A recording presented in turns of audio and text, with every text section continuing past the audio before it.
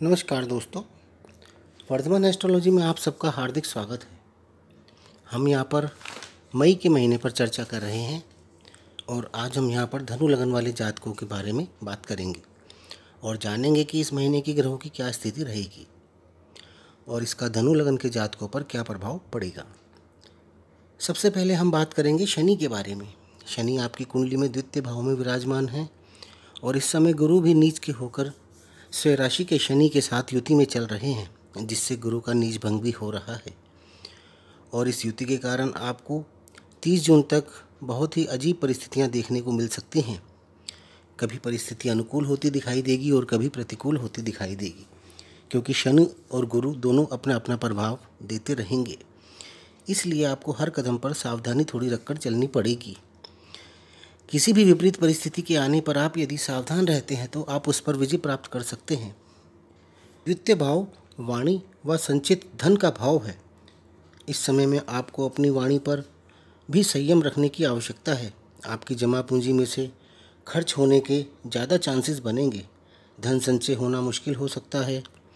धन लाभ होने के मौके भी कम ही आएंगे।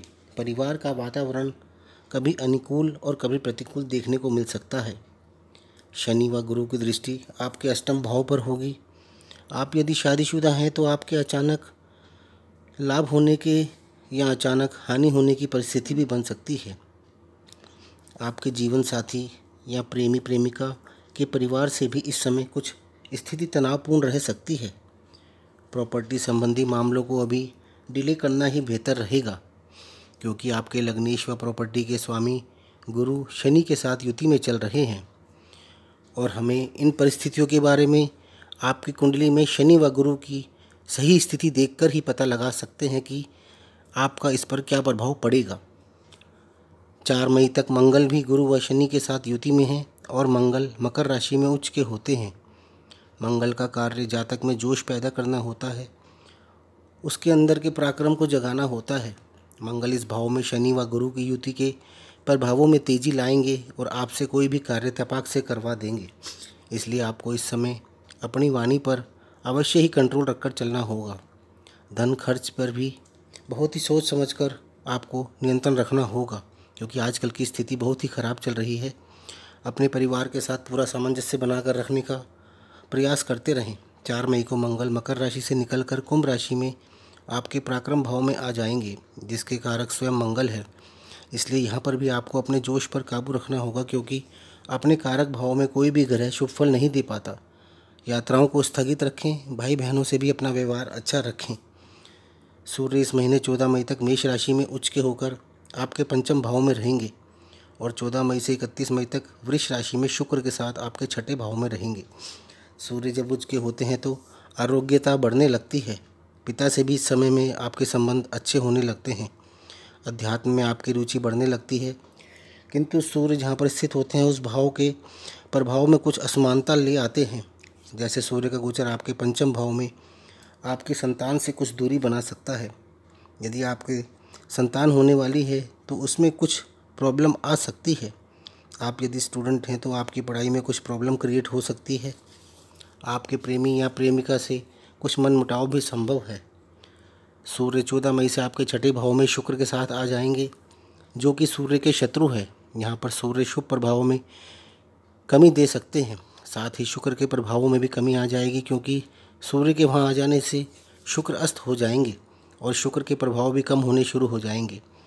और ये जब तक रहेंगे जब तक सूर्य व शुक्र की डिग्री में 10 डिग्री का अंतर नहीं आ जाता।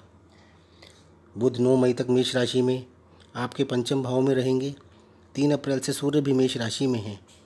वैसे तो सूर्य व बुध जब किसी भाव में एक साथ होते हैं तो बुधादित्य योग बनता है, किंतु सूर्य व बुध की डिग्री में यदि 14 डिग्री से कम का अंतर होता है तो सूर्य के प्रभाव से बुध अस्त ही रहता है।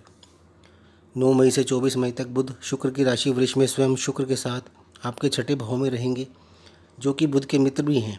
किंतु 14 मई से यहाँ पर सूर्य के आ जाने से दोनों ग्रह अस्त हो जाएंगे और डिग्री के हिसाब से देखें तो दोनों वैसे ही अस्त चल रहे हैं।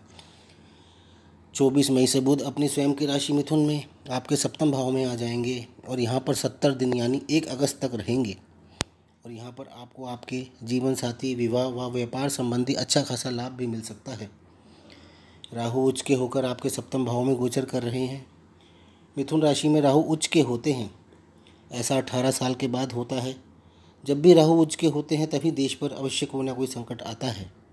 इस बार कोरोना जैसी महामारी का कारण भी ज्योतिष में राहु को ही माना जा रहा है, क्योंकि किसी भी तरह का इन्फेक्शन या वायरस का कारक राहु ही होता है। और इस समय राहु अपनी उच्च राशि में चरम पर चल रहा है और यह यहाँ पर 23 सितंबर 2020 तक रहेगा। ऐसा माना जा रहा है कि जब तक राहु का गोचर मिथुन से वृष में नहीं हो जाता तब तक इस महामारी से छुटकारा मिल पाना असंभव है। इसलिए ज्योतिष का यही मानना है कि 23 सितंबर 2020 से पहले विश्व को इस बीमारी से पूरी तरह छुटकारा नहीं मिलने वाला। चंद्रमा का गोचर 22, 23 व 24 को आपके छठे भाव में होगा, जो कि शुभ नहीं माना जाता। चंद्रमा के गोचर के हिसाब से ज्योतिष में यह अशुभ दिन माने जाते हैं। इस दिन आपको कोई शुभ कार्य भी नहीं करने चाहिए। इसके अलावा 27, 28, 29 मई और 8, 9 व 10 मई को भी चंद्रमा के गोचर के हिसाब से शुभ दिन नहीं है। 12, 13 व 14 मई को चंद्रमा धन भाव में गोचर करेंगे। इस दिन आपके पास कहीं से धन आने के चांसेस बन सकते हैं। तो दोस्तों, ये था धनु लगन वाले जातकों के लिए मई के महीने की ग्रहों की स्थिति व उसके प्रभाव। आपको यदि मेरा ये वीडियो पसंद आए तो इसे लाइक अवश्य करें। साथ ही हमारे चैनल वर्धमान एस्ट्रोलॉजी को सब्सक्राइब भी करें। धन्यवाद।